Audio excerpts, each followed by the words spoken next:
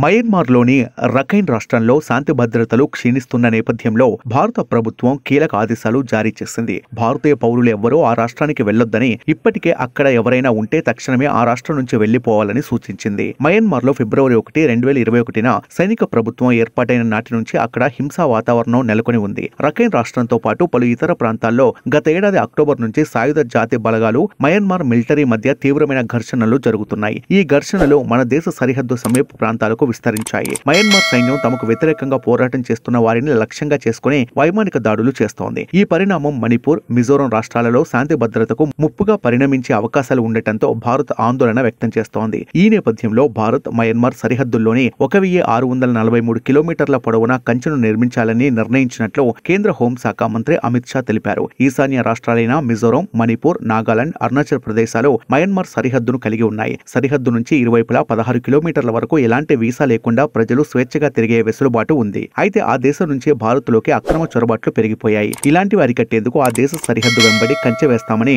అమిత్ షా గతంలో ప్రకటించిన విషయం తెలిసిందే.